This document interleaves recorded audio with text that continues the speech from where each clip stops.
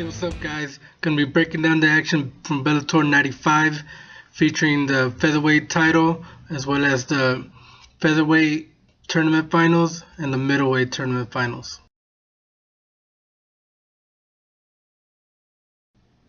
First fight on the prelims ends pretty quick. Liam McGrary with his heavy hands, he stops Anton Talamantes, very impressive. Second fight, Kevin Roddy stops Brilliant Van Arsdalen. First round was very entertaining, a lot of back and forth, good action. And in the second round, Roddy picks up the submission win by armbar. Will Martinez versus Michael Hess. Martinez got the fight to the ground, and that's when he really took over. He had a Kimura in that I thought he was going to get, maybe a straight arm lock, but then he lost it. He got mount, and he threw some heavy punches, and it put Hess out, so the referee stops it. Brian Kelleher versus Jimmy Rivera from Team Tiger Showman. Kelleher did his best to make this a fight. However, he's not on the level of somebody like Rivera, who defeated Abel Collum for the King of the Cage belt, defended it against Jared Parisyan, and I thought he was going to do really good on the Ultimate Fighter, but he ran into Dennis Bermudez in the opening round. Of course, Bermudez went on to be a finalist, and so he picks up another win for Bellator, and Jimmy Rivera looking very good. Darrel Horcher versus UFC veteran Phillipe Nover. Both guys showing a lot of respect to each other, not really engaging too much. Nover did just a little bit more in every round to pick up the judge's decision. Tom DeBlass comes out of retirement and he meets Carlos Brooks. Brooks did not make weight. He came in heavy. However, this fight gets stopped at the end of the second round. Brooks could not continue. He had a bad cut and swelling around his eye, and so Tom DeBlass picks up the TKO victory. Shedrick Goodridge versus Sam Oropeza. Luckily, this fight wasn't stopped in the first round. Goodridge threw a low blow with the knee, and on the restart, immediately threw another leg kick that landed low as well. But the fight continued, and at the end of the second round, a controversial stoppage. Referee stops it due to unanswered blows. It looked like Goodridge was okay, but he was eating lots of elbows, punches, some of them possibly to the back of the head. But that's what the referee called, and so Sam Oropeza picks up the win. The final prelim was Dante Rivera versus Lyman Good. Not much to talk about. They clinched up against the cage, and they threw knees and uppercuts for 15 minutes. Lyman Good picks up the win. I'm never one to accuse anybody of cheating. I've been doing my picks for Bellator since like Bellator 63 or something like that, and I've always picked Lyman Good.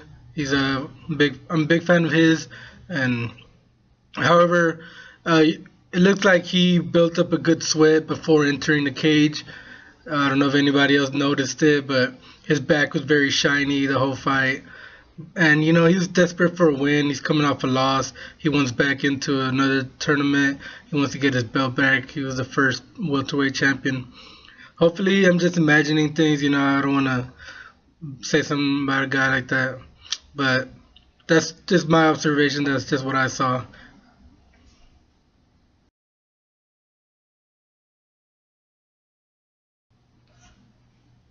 First fight on the main card, Karo the Parisyan versus Hawn. A lot of bad blood between these guys, and early on it was Karo looking to get busy. Hawn was just countering. It wasn't until the end of the first round where he really came on strong, and he landed a head kick and some follow-up punches, but Karo was saved by the bell.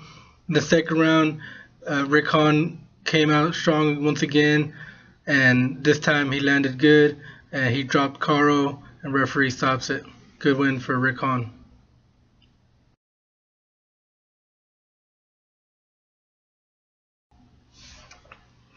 Middleweight tournament finals was looking like it was going to be fireworks that we were promised.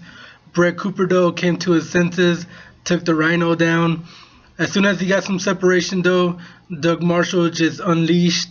He started throwing big punches that landed, and he was out. Cooper was out before he hit the floor. One more big shot to make sure it finishes it off.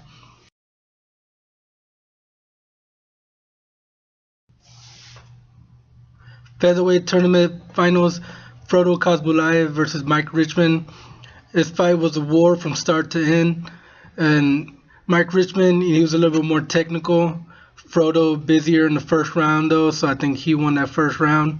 Second round, Richman came out throwing 2s and 3s, and he enforced his will, and then he finished strong on top, landing good hammer fists. Frodo looked like he slowed down a little bit. In the third round, Frodo still throwing lots of stuff. I think most of his strikes were blocked though, but he did get about 3 takedowns, and I think that's what the judges gave it to him for. So Frodo Khasbulaev, now the featherweight tournament champion, and he's going to fight the winner out of Pat Curran and Shahbulat Shamhalaev.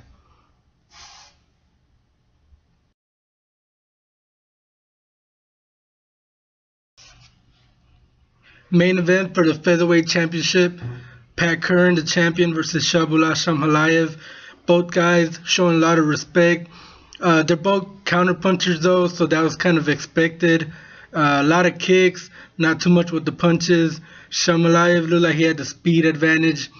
Pat Curran though pulls out the trump card, gets a takedown, immediately jumps to a guillotine choke. It was arm in, but he locked it up very nicely. It was really tight, puts him to sleep. Winner, champion Pat Curran.